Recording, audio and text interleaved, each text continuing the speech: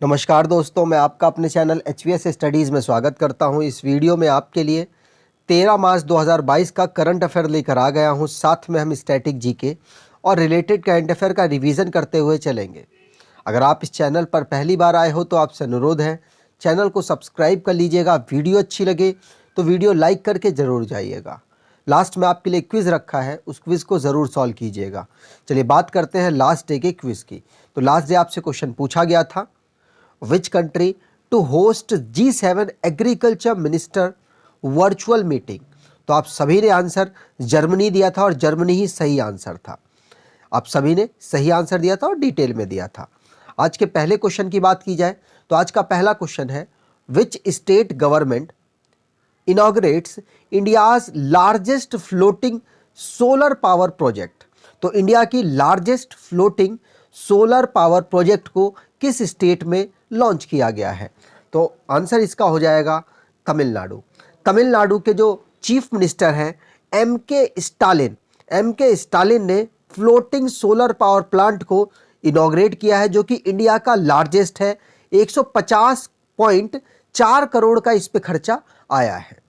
बात की जाए इसको इस्टेब्लिश किसने किया है, तो southern petrochemical industries corporation limited के द्वारा इसको बनाया गया, इसको इस्टेब्लिश किया गया और इसको एनवायरमेंटली सस्टेनेबल पावर जनरेशन के लिए इनॉग्रेट किया गया है। ठीक है। बात की जाए तमिलनाडु की कैपिटल चेन्नई है। इसके चीफ मिनिस्टर की बात हमने कर ली, जिनका नाम एम के स्टालिन है और एन रवि इनके गवर्नर हैं। स्टेट संबंधित जो भी क्वेश्चंस बने हैं उनको रिवाइज कर लेते हैं। जैसे पहला क्वेश्चन पढ़ लिया। दूसरा क्वेश्चन, हरियाणा गवर्नमेंट ने मातृशक्ति उद्यमिता स्कीम को लॉन्च किया है। तेलंगाना ने, जो कि पर कैपिटा नेट स्टेट 2022 में टॉप कर गया है।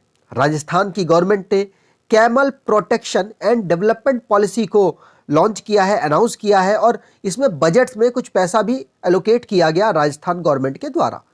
असम गवर्नमेंट ने स्टेट को डिस्टर्ब्ड एरिया 2022 घोषित कर दिया, मतलब जो इसका कुछ पार्ट असम का डिस्टर्ब्ड एरिया घोषित किया है वहां के चीफ मिनिस्टर ने, जिसकी वजह से वहां पर आसपा लगाया जा सका।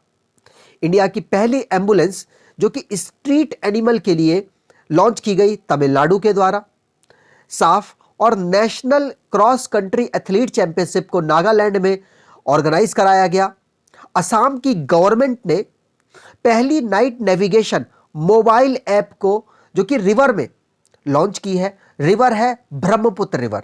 हिमाचल प्रदेश की पहली बायोडायवर्सिटी पार्क मंडी में लगाया गया। मध्य प्रदेश का में 48 नंबर का खजुराहो डांस फेस्टिवल को इनॉग्रेट किया गया। अगले क्वेश्चन की बात करें तो government note for setting up WHO global centre for traditional medicine in which city. तो आंसर यहां पर हो जाएगा, मोदी सरकार ने एक बैठक की जिसमें WHO global centre for traditional medicine को सेट किया है। कहां पर? गुजरात के जामनगर में। गुजरात की एक सिटी है जामनगर, वहां पर। तो वहां पर ट्रेडिशनल जो मेडिसिन है उसको प्रमोट किया जाएगा, उसको डेवलप किया जाएगा और मार्केट में वहां से लॉन्च किया जाएगा। तो इसके लिए जो कैबिनेट है, हमारी यूनियन कैबिनेट है, प्रधानमंत्री जी उसको चेयर कर रहे थे, उन्होंने अप्रूव किया है WHO मतलब world health organisation global centre को ट्रेडिशनल मेडिसिन के लिए जामनगर गुजरात में। पूछा जा सकता है, आपको याद रखना है। यहां WHO की बात हुई है, मतलब वर्ल्ड हेल्थ ऑर्गेनाइजेशन की बात हुई है। इसको फाउंड किया गया था 7 अप्रैल 1948 को। टेड्रोस अधनम इसके इस समय पर डायरेक्टर जनरल है और हेडक्वार्टर इसका जिनेवा स्विट्जरलैंड में है और इथोपिया से टेड्रोस अधनम बिलोंग करते हैं। जो भी इस समय पर नेशन का करंट अफेयर बना है उसको रिवाइज कर लेते हैं। पहला क्वेश्चन पढ़ लिया। दूसरा, इंडिया की largest recycling statue Lord Buddha की बोध गया में सेटअप की गई है, बिहार में। मिनिस्ट्री ऑफ कल्चर ने पैन इंडिया प्रोग्राम जरोखा को लॉन्च किया है, जिसमें हाथों से बने हुए जो हाथों की जो कला है उसको प्रमोट करने के लिए ये जो प्रोग्राम है इसको लॉन्च किया गया है मिनिस्ट्री ऑफ कल्चर के द्वारा। प्राइम मिनिस्टर नरेंद्र मोदी जी ने छत्रपति शिवाजी महाराज जी का स्टैचू अनवील किया है मुंबई में। पेटीएम ने डिजिटल टिकटिंग सर्विस के लिए आईआरसीटीसी के साथ पार्टनरशिप की है।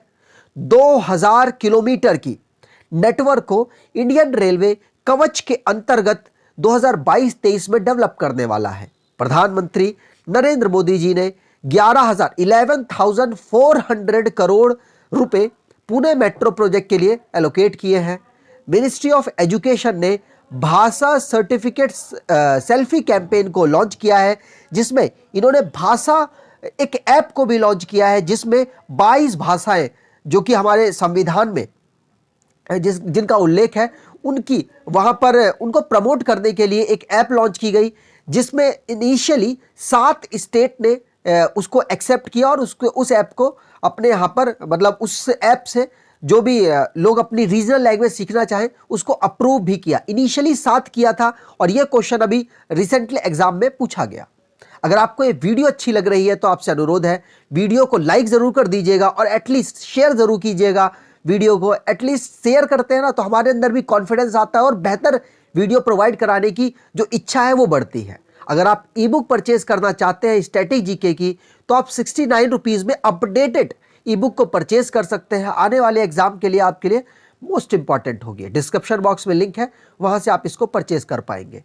अगले क्वेश्चन की बात की जाए तो who elected as new South Korean president, most important है, नए साउथ कोरिया के प्रेसिडेंट कौन बने हैं?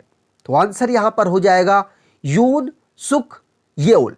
यून सुक येओल उन्होंने मान जे इन की जगह ली है, मतलब मून जे इन की जगह ली है और अभी प्रेसिडेंट का वहां पर चुनाव हुआ जिसमें मून सुक येओल के द्वारा जीत दर्ज की गई है और काफी माइनर वोट से इन्होंने अपने आप को जीत दर्ज की है। इन्होंने जगह लेंगे मून जे इन की। यहां पर साउथ कोरिया की बात हुई है। साउथ कोरिया की कैपिटल शियोल है और करेंसी साउथ कोरियन वॉन है। आगे बात करें तो जो भी इंटरनेशनली करंट अफेयर बना है उनको रिवाइज कर लेते हैं। जैसे कि पहला क्वेश्चन पढ़ लिया। दूसरा है ईरान ने सक्सेसफुली टेस्ट फायर किया है सेकेंड मिलिट्री सैटेलाइट नूर 2 को।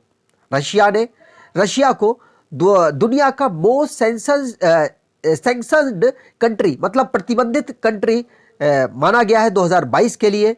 Hybrid from United nation environment assembly को नैरोबी केनिया में हेल्ड किया गया, मतलब ऑर्गेनाइज कराया गया। ढाका में स्टडी इन इंडिया मीट 2022 को लॉन्च किया गया। मोबाइल वर्ल्ड कांग्रेस 2022 को स्पेन की एक सिटी बार्सिलोना में लॉन्च किया गया, मतलब बार्सिलोना में ऑर्गेनाइज कराया गया। स्विस जो कि वर्ल्ड की पहली एयरलाइंस बनी है जिसने सोलर एविएशन फ्यूल को यूज किया है। यूएस, यूरोपियन यूनियन और यूके ने एलिमिनेट कर दिया है रशियन बैंक्स को स्विफ्ट से। चाइना ने लॉन्ग मार्च 8 रॉकेट का यूज करके 22 सैटेलाइट को स्पेस पे लॉन्च किया है। जापान और भारत ने बाइलेटरल स्वैप अरेंजमेंट को रिन्यू किया है, जो कि ये जो बाइलेटरल स्वैप अरेंजमेंट है इसमें अपनी मुद्राओं में एक्सचेंज किया जा सकता है, मतलब $75 बिलियन का एक्सचेंज जापान की जो बैंक है और भारत की जो आरबीआई है उसके मध्य साइन अप किया गया। इतने का ये अपनी करेंसी में स्वैप कर सकते हैं पैसा। 2018 में इन्होंने साइन किया था, अब रिन्यू कर दिया गया। अगले क्वेश्चन की बात की जाए। अगला क्वेश्चन है Skoch state of governance ranking 2022 जारी हुई जिसमें which state gets first rank. तो आंसर यहां पर हो जाएगा, आप यहां पर देख भी सकते हैं, ये चीफ मिनिस्टर है आंध्र प्रदेश के, जगन मोहन रेड्डी इनका नाम है। आंध्र प्रदेश टॉप कर गया है किसमें? Skoch state of governance ranking 2021 में। आपको ये रेगुलर रिवाइज के माध्यम से याद कराने की कोशिश की जाएगी। जो आंध्र प्रदेश है काफी बेहतर काम इन्होंने किया है ये जो जगन मोहन रेड्डी जी के आने के बाद। पहले भी अच्छा काम कर रहे थे और अब और अच्छा काम वहां पर हो रहा है। यहां पर बात की जाए तो सेकंड कंसेक्यूटिव ईयर में इनको यह अवार्ड मिला है। 2020 में भी इनको यह अवार्ड मिला था और 2021 में भी इनको अवार्ड मिला है। आंध्र प्रदेश 2019 में सेकंड पोजीशन पर था, माफ कीजिए 2018 में सेकंड पोजीशन पर था और 2019 में फोर्थ पोजीशन पर था और लास्ट 2 ईयर से ये फर्स्ट रैंकिंग पर आ रहा है। सेकंड रैंक इस साल की मतलब 2021 की सेकंड रैंक में वेस्ट बंगाल, थर्ड रैंक में उड़ीसा, फोर्थ रैंक में गुजरात और फिफ्थ रैंक में महाराष्ट्र, फिर तेलंगाना का नंबर भी आता है। आंध्र प्रदेश की यहां पर बात हुई है तो आंध्र प्रदेश को स्टेट का दर्जा 1 नवंबर 1956 को मिल गया था। इसकी कैपिटल अमरावती है, डिस्ट्रिक्ट 13 है, गवर्नर विश्वभूषण हरिचंदन है और चीफ मिनिस्टर मैंने आपको बता ही दिया वाईएस जगनमोहन रेड्डी जी हैं। लेजिस्लेचर बाइकैमरल है जहां की असेंबली में 175 सीट और काउंसिल में 58 सीट आती हैं। राज्यसभा में 11 सीट और लोकसभा में 25 सीट आती हैं। नेशनल पार्क की बात की जाए तो Papikonda National Park, Rajiv Gandhi या फिर Rameswaram National Park, Sri Venkateswara National Park यहाँ के नेशनल पार्क हैं। आपको मैंने इस स्टेट को बाइकैमरल बताया है। बाइकैमरल का मतलब जहां पर काउंसिल और असेंबली दोनों हो। अब यह भारत देश में 6 राज्य इस समय पर ऐसे हैं जिनके पास काउंसिल भी है और असेंबली भी है। उत्तर प्रदेश, बिहार, महाराष्ट्र, तेलंगाना, आंध्र प्रदेश और कर्नाटका, ये 4 ये और 2 ये 6 स्टेट इस समय पर ऐसे हैं जहां पर बाइकैमरल है। बात आंध्र प्रदेश की हुई है तो आंध्र प्रदेश के पड़ोसी राज्यों में उड़ीसा, छत्तीसगढ़, तेलंगाना, कर्नाटका और तमिलनाडु आते हैं। आगे बात करें, अगला क्वेश्चन है third national youth parliament festival begin in which city. तो आंसर यहां पर हो जाएगा नई दिल्ली में third national youth parliament festival को स्टार्ट किया गया और ये जो फेस्टिवल है ये 10 मार्च से 11 मार्च तक ऑर्गेनाइज कराया गया सेंटर हॉल ऑफ पार्लियामेंट नई दिल्ली में। आपको ध्यान रखना है जो हमारे minister of youth affairs and sports के हैं जिनका नाम अनुराग ठाकुर है, उन्होंने इसको ऑर्गेनाइज उन्होंने इसको लॉन्च किया था।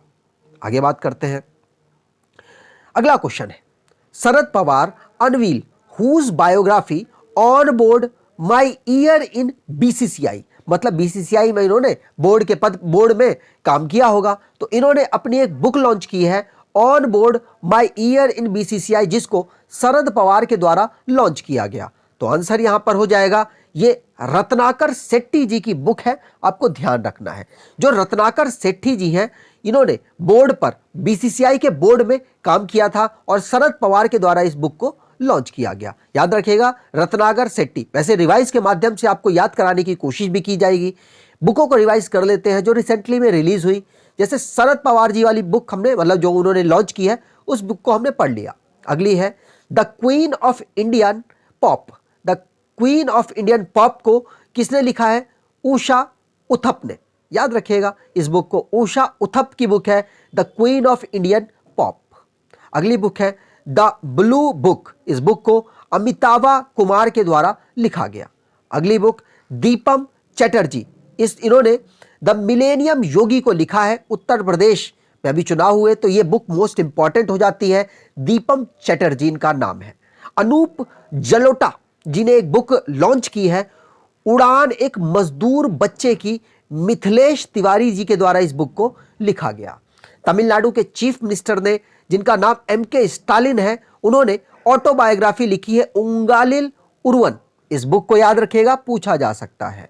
द ग्रेट टेक गेम को अनिरुद्ध सूरी के द्वारा लिखा गया। जिम्मी सोनी ने the founders the story of PayPal को लिखा है। रविंद्रनाथ टैगोर के ऊपर एक बुक लिखी गई जिसको उमा दास गुप्ता जी ने लिखा है अ नेशन टू प्रोटेक्ट। प्रियम गांधी मोदी के द्वारा इसको लिखा गया। आगे बात करें, अगला क्वेश्चन है which country finishes at the top in 2022 ISSF world cup. तो ISSF world cup Cairo Egypt में ऑर्गेनाइज कराया जा रहा था। वहां पर किस कंट्री ने टॉप पोजीशन पर फिनिश किया? मतलब खत्म हो चुका है टूर्नामेंट, उसमें किस कंट्री ने टॉप किया? तो आंसर यहां पर हो जाएगा भारत ने। भारत ने वहां पर टॉप किया है। आपको ध्यान रखना है भारत का परफॉर्मेंस काफी बेहतर रहा है इंटरनेशनल शूटिंग स्पोर्ट फेडरेशन में, मतलब IFF वर्ल्ड कप 2022 में, जो कि कायरो इजिप्ट में ऑर्गेनाइज कराया गया। भारत ने यहां पर जो मेडल जीते हैं वो है टोटल 7। आपको यहां पे दिखा दूं, कहाँ लिखा है, ये लिखा है। भारत ने टोटल कितने मेडल जीते हैं, यहां पर इंडियन टीम ने 7 मेडल जीते हैं, 4 गोल्ड 2 सिल्वर और 1 ब्रॉन्ज मेडल। याद रखना है, पूछा जा सकता है, ठीक है। और दूसरी पोजीशन पर रहे हैं नॉर्वे की टीम, जो कि सेकंड प्लेस पर 6 मेडल के साथ रही है, 3 गोल्ड 1 सिल्वर और 2 ब्रॉन्ज मेडल जीते हैं। थर्ड पोजीशन पर 3 गोल्ड के साथ फ्रांस रहा है। पहली पोजीशन याद रखनी है भारत की है। आगे बात करें, अगला क्वेश्चन है, IMF board approves how much emergency support for Ukraine. आपको पता होगा यूक्रेन में अभी युद्ध चल रहा है, मतलब यूक्रेन की धरती पर युद्ध चल रहा है, तो सबसे ज्यादा जो क्षति है वो यूक्रेन को पहुंच रही है और IMF उनको इमरजेंसी एक तरीके से सपोर्ट प्रोवाइड करा रहा है पैसों का। तो कितना पैसों का सपोर्ट प्रोवाइड कराएगा, IMF बोर्ड ने ये अप्रूव कर दिया है। तो आंसर यहां पर हो जाएगा $1.4 बिलियन का जो इमरजेंसी सपोर्ट है वो यूक्रेन को IMF के द्वारा अप्रूव किया गया है। IMF के जो बोर्ड है उनके द्वारा अप्रूव किया गया है।